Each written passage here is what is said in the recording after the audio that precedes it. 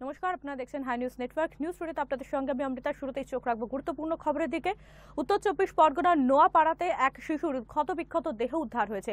স্বাভাবিকভাবে এই ঘটনায় এলাকায় ব্যাপক চাঞ্চল্য ছড়িয়ে পড়েছে। বিস্তারিত কথা বলবো, টেলিফোনে রয়েছেন আমাদের সঙ্গে আমাদের প্রতিনিধি প্রতীতি সরকার। প্রতীতি, কি জানা যাচ্ছে?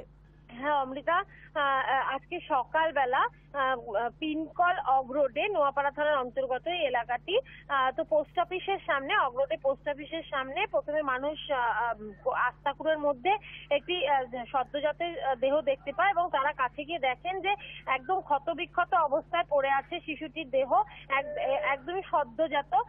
এবং তারপরেই তারা নোয়াপাড়া থানায় খবর দেয় এবং নোয়াপাড়া থানা পুলিশ ঘটনাস্থলে আসে এবং দেহটিকে ময়নাতদন্তের জন্য নিয়ে গেছে। তবে যেটা মনে করা হচ্ছে, কেউ বা কারা রাতের অন্ধকারে ওই শিশুটিকে ফেলে দিয়ে গিয়েছিল সদ্যজাতকে এবং তারপরে কুকুরে খুবলে খেয়েছে এবং যার ফলে তার মৃত্যু হয়েছে বলে অনেকে মনে করছে। এবং এই শীতের রাত, সদ্যজাতের পক্ষে শীতের রাতে খোলা আকাশের নিচে থাকাটা সেটাও অনেক বড় কারণ মৃত্যুর পেছনে।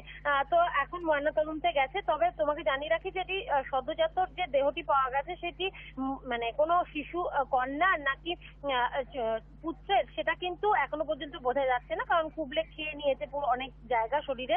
সুতরাং সেটা বোঝা যাচ্ছে না। এটা ফরেন্সিক টেস্টের জন্য পাঠানো হয়েছে, পোস্টমর্টমের পরে কিন্তু সেটা জানা যাবে। এবং তদন্তে ইতিমধ্যে নোয়াপাড়া থানার পুলিশ নেমেছে।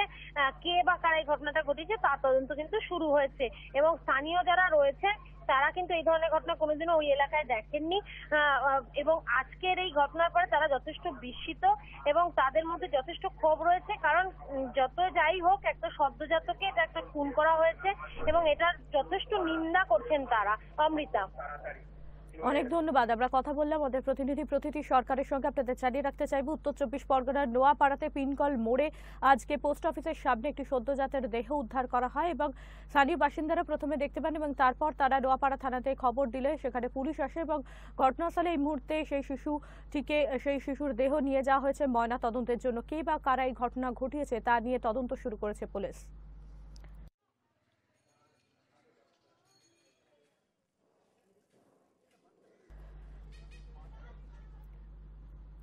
সেই এলাকার যারা প্রত্যক্ষদর্শী, যারা প্রথম দেখেছিলেন এই শিশুর দেহ, তারা ঠিক কি বলছেন?